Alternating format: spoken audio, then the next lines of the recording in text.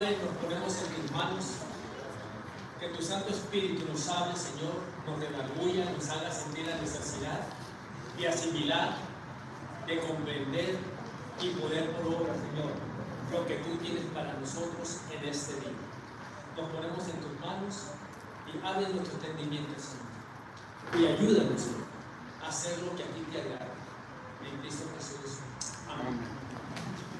Ya ven que ahora en los restaurantes, hermanos, está muy de moda las comidas o las cenas a un tiempo, 2 tiempos, 3 tiempos.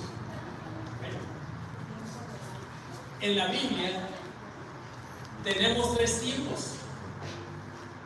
Todo el Antiguo Testamento fue el primer tiempo del Padre, gobernando a través de la ley. Y luego tenemos el segundo tiempo, porque todo el Antiguo Testamento nos llevaba hacia el segundo tiempo, que era el Hijo de Dios, el tiempo del Hijo de Dios. Y en esta tarde vamos a entrar al tercer tiempo, el tiempo del Espíritu Santo. Y ese es el tiempo en el que vivimos, la era del Espíritu Santo. Y todos los cantos, hermanos, sin querer, se acoplan tremendamente a lo del mensaje. Tema: la promesa del Consolador, basado en Juan 14, 15 al 26. Y voy a dar lectura al pasaje, hermanos. Todo, hermanos, lo que abarca de la promesa de recibir al Espíritu Santo, al nuevo Consolador, se basa en una condicionante que Jesús pone. Y esta condicionante, hermanos, para que los cristianos verdaderos, yo sé que por ahí que a muchos no les gusta que digan cristianos verdaderos, pues hermanos, hay falsos cristianos que se llaman, ¿cómo se llaman? Lo que no es trigo, cizaña. Y hermano, eso no lo puede quitar usted de la Biblia. Porque Jesús dijo que mientras que la iglesia dormía, vino el malo y sembró cizaña. Y estos son los falsos cristianos. Dice, hermanos: si me amáis, guardad mis mandamientos. Es en base a esto, hermanos, que los discípulos de Cristo tendrían una nueva relación. Recuerde, ella se iba, pero hace una promesa: no los voy a dejar huérfanos. Y esa promesa está basada: si me amáis, guardar mis mandamientos. Y luego dice: y yo rogaré al Padre y os daré otro Consolador para que esté con vosotros para siempre, el Espíritu de verdad, al cual el mundo no puede recibir porque no lo ve ni le conoce. Pero vosotros le conocéis, porque mora con vosotros y estará con vosotros. Aquí es importante, hermanos, esa frase. Ese Consolador mora con vosotros, pero luego dice: otro mora con vosotros, pero vendrá a vosotros. Todavía un poco y el mundo no me verá más, pero vosotros me veréis, porque yo vivo, vosotros también viviréis. En aquel día vosotros conoceréis que yo estoy en mi Padre, y vosotros en mí, y yo en vosotros. El que tiene mis mandamientos y los guarda, ese es el que me ama. Y el que me ama será amado por mi Padre, y yo le amaré y me manifestaré a él. Le dijo Judas, no el Iscariote: Señor, ¿cómo es que te manifestarás a nosotros y no al mundo? Aquí también es muy importante, hermanos, ¿cómo te vas a manifestar a nosotros y el mundo qué? Pero eso lo voy a explicar más al rato. Respondió Jesús y le dijo: el que me ama, mis palabras guardará, y mi Padre le amará, y vendremos a él y haremos morada con él. El que no me ama, no guarda mis palabras, y las palabras que habéis oído no es mía, sino el Padre que me envió. Os he dicho estas cosas estando con vosotros, mas el Consolador, el Espíritu Santo, a quien el Padre enviará en mi nombre, Él os enseñará todas las cosas y os recordará todo lo que os he dicho. En los primeros 14 versículos de este capítulo, Juan nos ha mostrado a un Jesús consolador. En víspera de su sufrimiento y muerte, frente al corazón angustiado de sus seguidores, se puso a consolarnos y animarnos. Trabajó en la preparación de los discípulos para que cuando sucedieran los eventos terribles creyeran. Juan 14, 29, hermanos, allí nos habla al respecto. Dice: y ahora os lo he dicho antes que suceda, para que cuando suceda creáis. Y Jesús no lo dice, hermanos, de una manera, pues miren, le estoy diciendo para que cuando suceda va a suceder. Me dice Samuel, nos dijo Samuel cuando fuimos a visitarlo, que él le dice a su esposa: Silvia, mi estancia aquí ya no es muy larga, yo me voy a ir pronto, y te lo digo para que te vayas haciendo a la idea. Pero hermano, ¿quién se va a hacer a la idea de eso? ¿Quién se va a preparar? Y nadie, hermano, lo vive hasta que sucede. Pero Jesús no lo dijo eso. Se lo dijo para que cuando suceda se aguanten. No, hermano, cuando Jesús lo dijo, no lo dijo en eso. Trabajó en la preparación de los discípulos. Pero lo que Jesús ofreció a sus seguidores, escuchen, no era el consuelo frío de haber entendido los eventos de antemano, ni los llamó a seguir creyendo en su ejemplo de vida heroicamente después de encontrarse abandonados en un mundo hostil. Cuando muere el esposo, la esposa no queda ahí, ¿sí? Ahí queda la esposa. Con Jesús no iba a pasar eso con los discípulos. No iba a morir y ahí iban a quedar los discípulos al garete. No, hermanos. Dice, al contrario, les prometió que la relación personal, íntima, que habían tenido con Él, continuaría para siempre. Imagínense, hermanas viudas, que sus esposos le pudieran prometer eso, que después de su partida, ustedes podrían teniendo esa relación íntima, real, con Él. Hermana Yuli, ¿se hace la idea? ¿Se lo imagina? Hermana Rosa. Desde la hermana Rosa, yo sí. Ok. Y bueno, y iba a ser real. Pero ¿qué crees, Rosa? Era otro. No era Ismael. Pero de la misma clase. Qué bueno. Hermano, fíjense, Jesús habla de Juan. Cuando estuvo con los discípulos, ¿quién los consolaba? ¿No era Jesús? Dice, y vendrá otro, pero de la misma clase, hermanos. ¿Sí me entienden? Otro igualito a él. El consolador. ¿Sí? Y era de la misma clase, hermanos. Jesús, por su cuerpo, no podía vivir dentro de ellos. Por su cuerpo. El otro, Jesús le dice, va a ser una mejor relación, porque Él va a vivir dentro de ustedes. Imagínense esa experiencia, ¿no? De hacernos uno. Por eso siempre, Dios nos habla de ser uno con Él. Imagínense esa relación, hermanos, espiritual, de hacernos a través de la oración, del estudio de la palabra, hermanos, y de la obediencia, hacernos uno con Él. Y vivir esa experiencia gratificante de saber que estamos haciendo lo que a Él le agrada. Dice, la relación que habían tenido con Él continuaría, escuchen, para siempre. No iba a dejarlos solos. Juan 14, 18, ¿qué dice, hermanos? No os dejaré huérfanos, vendré a vosotros. ¿Sí? Vendré a vosotros. Pero es otro. Vendré a vosotros. Lo que cambiaría era la forma de la relación relación personal. Así como habían gozado de la presencia de Jesús como consolador, motivador y guía, ahora tendrían a otro consolador.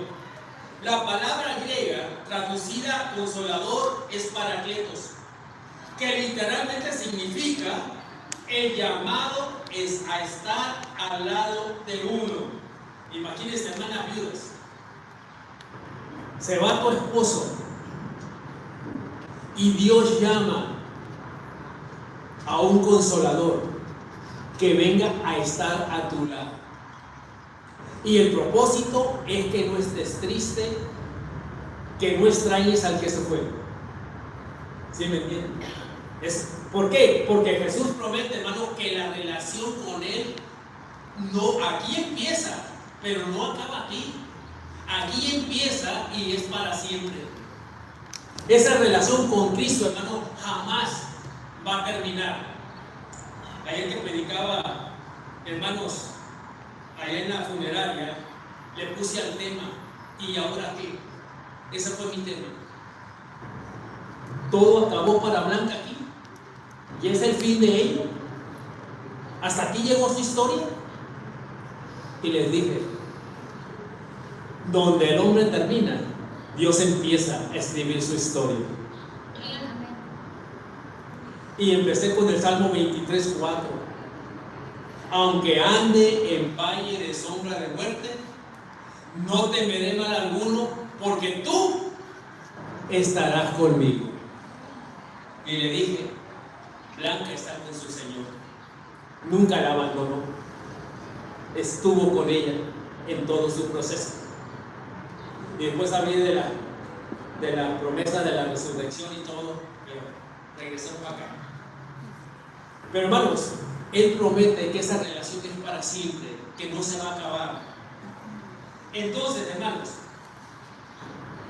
y solía usarse en contextos legales refiriéndose a la persona llamada a estar al lado del acusado como su abogado. De ahí viene la traducción defensor. Y en primera de Juan 2:1 dice, hijitos míos, esto os escribo para que no pequéis. Y si alguno pecare, abogado defensor tenemos para con el Padre, a Jesucristo. Entonces, de ahí viene la palabra, ¿no? Paracleto, el que viene a tu lado cuando estamos en una situación difícil. Veamos pues el significado de Paracleto en Juan. El primer paso para comprenderlo son los 5 datos, escuchen, 5 datos que aparecen en los versículos 16 y 17 del capítulo 14. El primer dato es que Jesús nos dice que es consolador. Se distingue, pero se parece al consolador que ya conocían. ¿Cuál era el consolador que ya conocían? A Jesús. Es bien importante. Y dice, hermanos, la clave para todo lo que se dice en cuanto al Paracleto es el mismo Jesús, el primer consolador. El segundo dato dice que es el Espíritu. Es el segundo dato. Es el Espíritu. Desde su primera identificación hecha por Juan el Bautista, Jesús se distinguía por la permanencia del Espíritu sobre él y por su trabajo de bautizar con o repartir el Espíritu Santo. ¿Qué dice Juan 1:32, 33? Juan 1:32, 33. Refiriéndose a este dato, hermanos. También dio Juan testimonio diciendo: vi al Espíritu que descendía del cielo como paloma y permaneció sobre él, y yo no le conocía, pero el que me envió a bautizar con agua, aquel me dijo: sobre quien veas descender el Espíritu y que permanece sobre él, ese es el que bautiza con el Espíritu Santo. Bautiza o el que reparte, el que da el Espíritu Santo. 7:38 y 39, refiriéndose a lo mismo, hermanos. Juan 7:38 y 39. En el último y gran día de la fiesta, Jesús se puso de pie y alzó su voz diciendo: si alguno tiene sed, venga a mí y beba.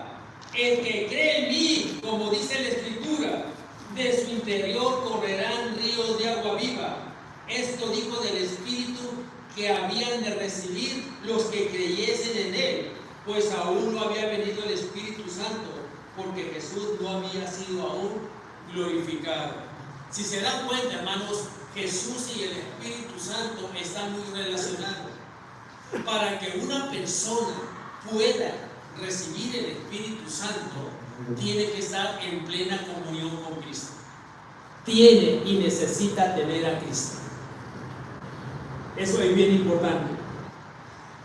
Tercer dato, es el Espíritu de verdad. Otra vez, la relación íntima con Jesús se hace obvia, ya que Él acaba de identificarse como la verdad. Jesús es la verdad, y el Espíritu que venía era el Espíritu de verdad. Y en algún sentido, el Paracleto será la continuación de la presencia de Jesús entre sus discípulos. Cuarto dato, es el Espíritu que vive con ustedes. Ya lo conocían, aunque quizá sin haberse dado cuenta, ya que él mismo acababa de decirse en cuanto a Jesús mismo, conocían a Jesús sin verdaderamente conocerlo. ¿Entiende esto, hermanos? Conoces a alguien, pero realmente no lo conoces. Las películas que estuvieron de fama, hermanos. ¿Con quién diablos me casé? ¿A cuántas esposas de repente, hermanos, salta la liebre con el marido? Oye, yo no te conocía esto. O el marido con la mujer. Oye, mujer, ¿me sorprendiste? ¿Sí me entienden? Vivimos con la persona, hermano, pero nunca terminamos de comprenderla y de entenderla. De ahí viene el dicho, hermano, que la mujer es como la guitarra. Mientras más le gusta, más le halla. Pero yo siempre he dicho esto, cuñado Pepe, que muchos se conforman con el tan, tan, tan, tan, tan, tan, tan, tan, tan. Nomás acompañamiento. No, hermanos, hay que requintearlas. ¿Verdad qué bonito es el requinteo? Lo mismo pasa, hermanos, en la vida con Cristo. Muchos se conforman, hermanos, a venir únicamente los domingos. Es el Cristo de los domingos. ¿Y la semana? ¿Qué durante la semana? Estábamos viendo en la escuela dominical, hermanos, procura con diligencia presentarte a Cristo como obrero aprobado que no tiene de qué avergonzarse, que traza bien la palabra de verdad. Y vimos los aspectos, chavito. ¿Qué significa diligente?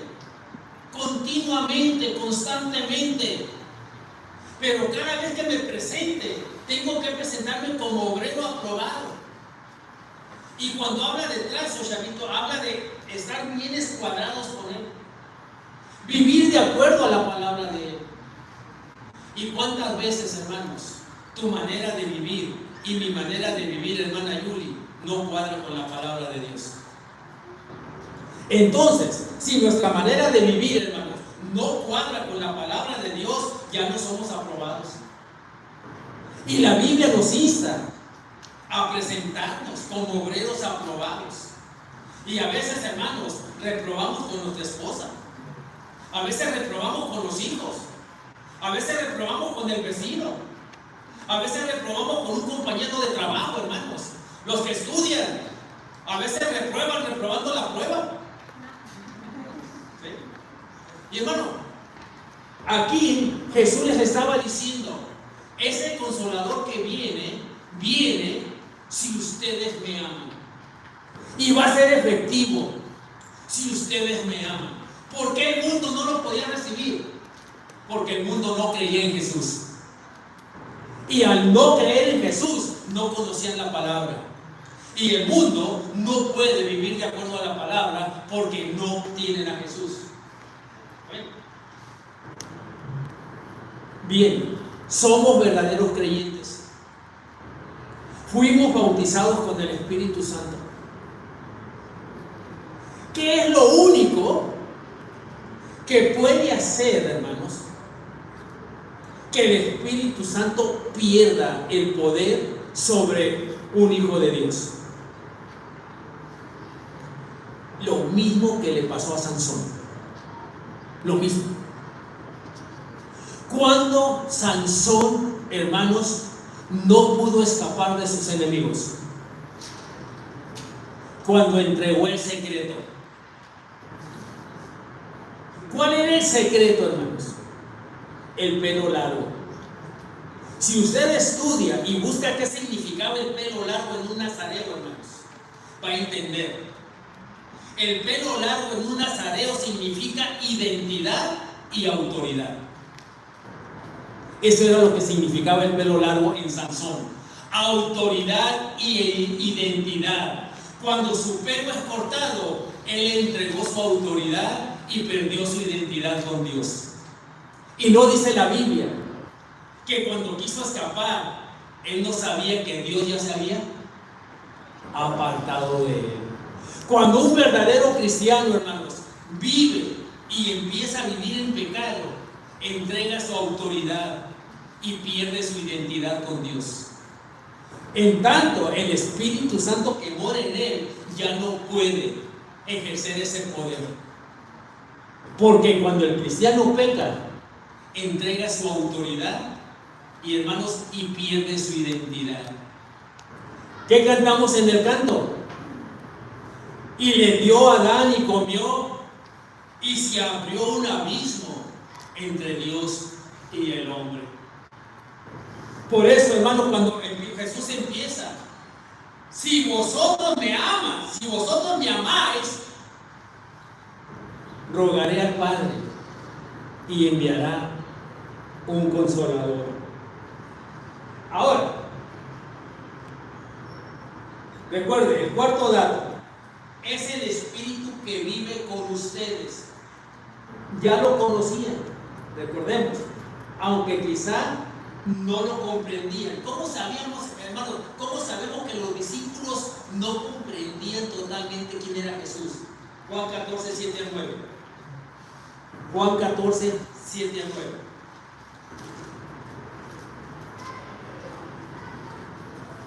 Si me conocieseis, escuchen, también a mi Padre conoceríais, y desde ahora le conocéis y le habéis visto. Felipe le dijo: Señor, muéstranos al Padre y nos basta. Jesús le dijo: ¿tanto tiempo hace que estoy con vosotros y no me has conocido, Felipe? El que me ha visto a mí, ha visto al Padre. ¿Cómo pues dices tú, muéstranos al Padre? Ya estaba entre ellos. Jesús, el propósito de Jesús en su ministerio era manifestar el carácter del Padre. Y decía Miroslava, hermanos, en el canto, ¿no? Que manifestemos en palabra y hecho quién es Dios. Y ese es el propósito del Espíritu Santo, hermanos, en cada cristiano. Capacitarlo y hacerle saber, hermanos, cómo puede manifestar a Dios en su vida con poder. Era uno de los propósitos. Aunque lo conocían, no se habían dado cuenta completamente de quién era.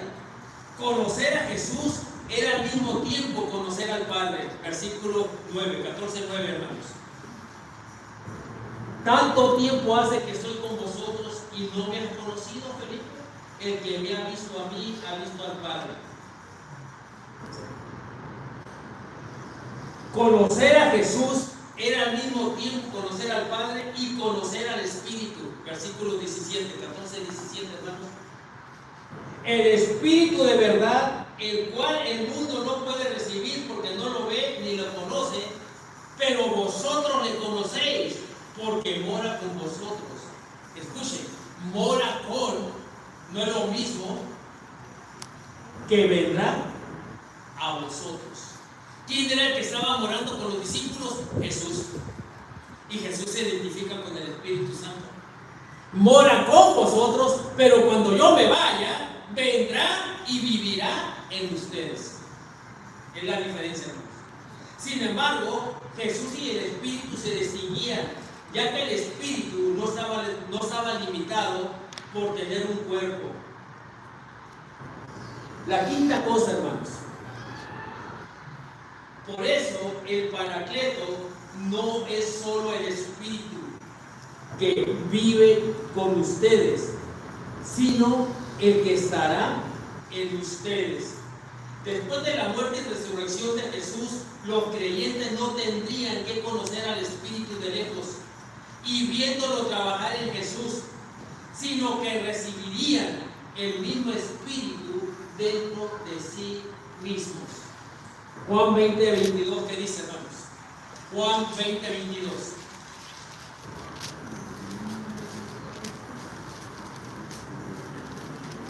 Y habiendo dicho esto, sopló y les dijo: recibid el Espíritu Santo. Los discípulos no recibieron el Espíritu Santo en el día de Pentecostés. Aquí lo recibieron. ¿Cuándo el Espíritu Santo manifestó su poder en ellos? En el día de Pentecostés. Pero ellos ya lo tenían. Aquí es donde Jesús sopla en ellos, dice: recibir el Espíritu Santo. Llevando adelante la misma misión de Jesús. 20:21, hermanos, Juan 20:21. ¿Qué dice? Entonces Jesús les dijo otra vez: paz a vosotros, como me envió el Padre, así también yo os envío. En Hechos 1:8, hermanos, ¿qué le dice? Cuando haya venido sobre vosotros el Espíritu Santo, recibiréis poder y me seréis testigos. Hermanos, si usted no se presenta diario como obrero aprobado, que no tiene de qué avergonzarse, que traza bien la palabra de verdad, hermanos, usted y yo no tenemos la dinamita, pero esa dinamita no puede explotar, no puede hacer su trabajo, hermanos. Así de importante, hermanos, es estar a cuentas con Dios día a día. Primera de Juan 1:9, hermanos, ¿está escrita para inconversos o la carta de Juan está escrita a la iglesia cristiana? Está escrita a la iglesia cristiana, hermanos. ¿Y qué dice Primera de Juan, hermanos? Si confesamos nuestros pecados, Él es fiel y justo para perdonarnos y limpiarnos de toda maldad. Hermano, ¿qué hacía Job en el Antiguo Testamento cuando sus hijos se pachangueaban y celebraban sus cumpleaños? ¿Qué hacía todos los días? Oraba, hermanos, y ofrecía sacrificio por sus hijos. Job era preventivo, hermanos. Job no era correctivo. Dice: no sea que alguno de mis hijos haya blasfemado contra mi Dios. Nosotros tenemos que todos los días estar a cuentas con Dios. Todos los días. ¿No dice Pablo, hermanos, que mientras que estemos en esta carne, deudores somos? Ya sea de palabra, de pensamiento, de vista, de hecho, hermanos, o de oído. Todos fallamos. Pero gloria a Dios, chavito, que nos dé una puerta de escape, amigo, si confesamos nuestros pecados. Ahora, no me malentiendan. Ah, pastor, ¿puedo pecar y luego voy a confesar?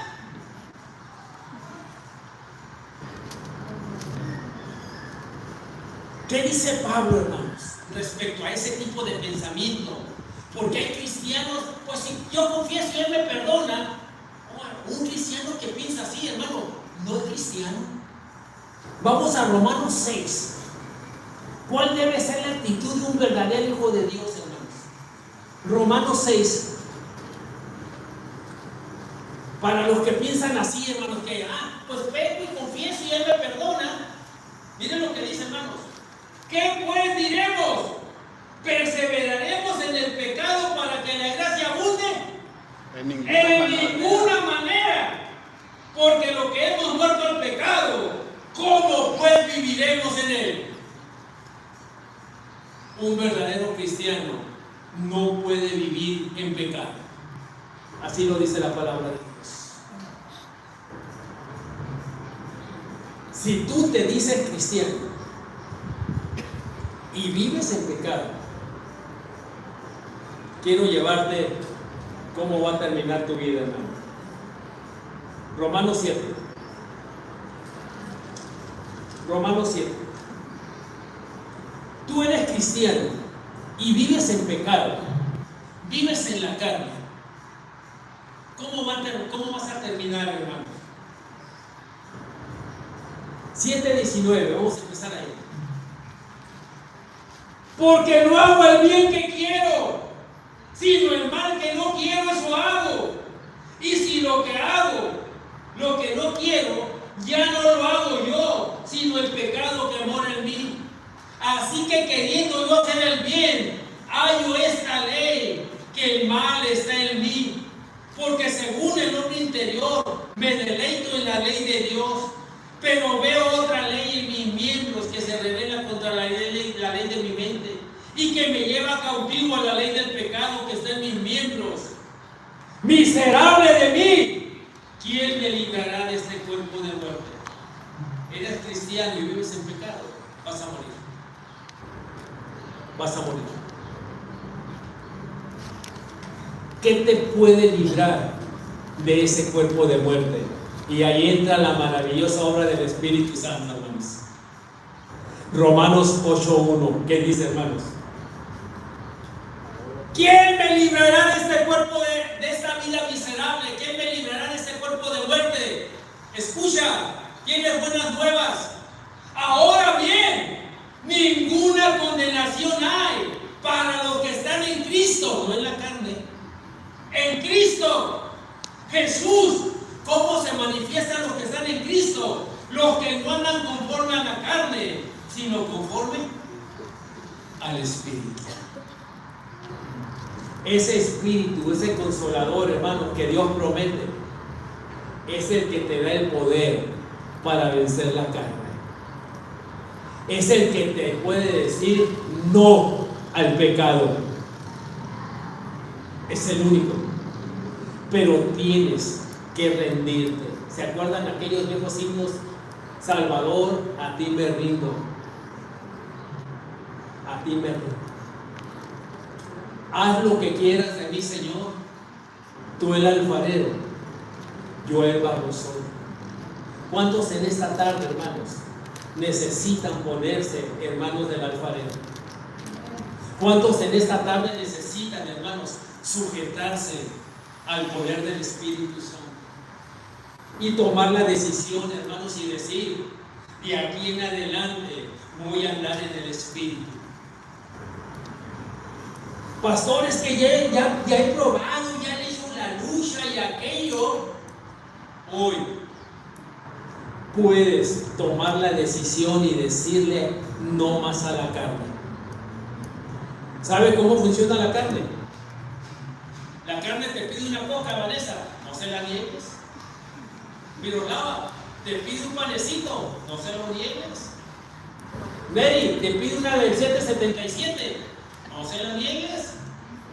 César, te pide una nieve de la Trifty, no se la niegues. Argelia, te pide trabajar, que no sea tan caprichudo. ¿Sí me entiende? Todo lo que nos da placer, sí. Todo lo que cuesta trabajo, no.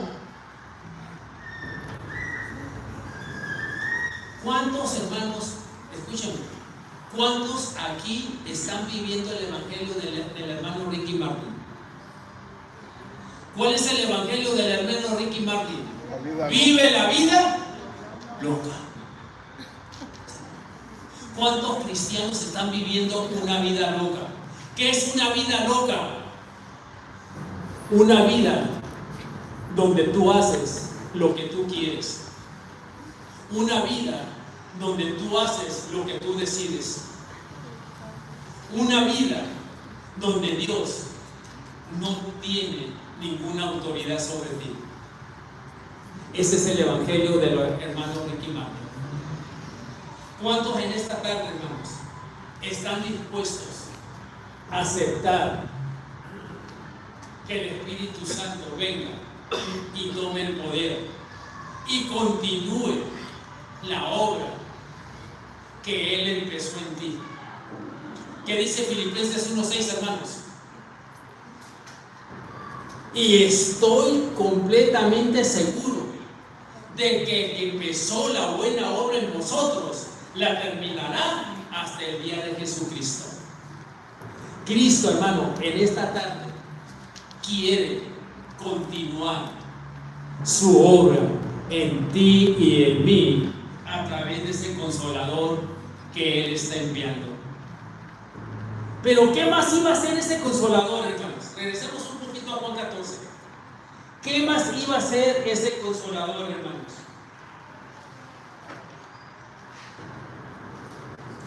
Versículo 26. Mas el consolador, el Espíritu Santo, a quien el Padre enviará en mi nombre, Él os enseñará todas las cosas y os recordará todo lo que yo os he dicho. ¿Qué significa eso, hermanos? Os enseñará todas las cosas. ¿Que el Espíritu Santo va a ser una enciclopedia en tu vida?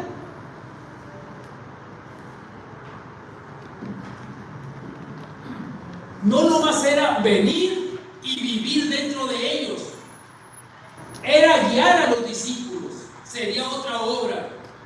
El consolador haría mucho más que consolar. Les enseñaría todas las cosas y les haría recordar todo lo que se ha dicho. Estas dos afirmaciones no deben separarse. El Espíritu Santo no iba a funcionar como especie de enciclopedia, fuente de todo tipo de información. No, enseñar todas las cosas significa traer a la memoria de los discípulos la totalidad del mensaje de Jesús. El propósito de Jesús era ayudar a los discípulos a vivir de manera que el mundo se convenciera. Juan 17:21, ¿qué dice, hermanos? Juan 17:21. Para que todos sean uno, como tú, oh Padre, en mí y yo en ti, que también ellos sean uno en nosotros, para que el mundo crea que tú me envías. ¿Cuántos en esta tarde necesitamos tener o recuperar la unidad en el Espíritu? Ese es el llamamiento. Si nosotros y esto no caminamos de la mano, el mundo nunca va a ver a Cristo en la iglesia. La iglesia necesita regresar y sujetarse a la guianza del Espíritu Santo. ¿Cuántos en esta tarde, hermanos, van a decir no a la carne? Y ya no te vas a lamentar: miserable de mí, ¿quién me librará? Si el Hijo os libertare, seremos verdaderamente libres. ¿Cómo puedes libertarte? Deja de complacer tu carne y empieza a caminar en el Espíritu. Jóvenes, tiempo suyo. Mientras que cantan, hermano, si tú decides dejarte alimentar la carne, ponte de pie ahí en tu lugar y dile al Señor: aquí empiezo a caminar en el Espíritu. Aquí empiezo a alinearme contigo. Aquí empiezo a hacer, hermanos, los ajustes que sean necesarios para agradarte a ti. Después del canto, le voy a pedir al pastor Ponte que ore.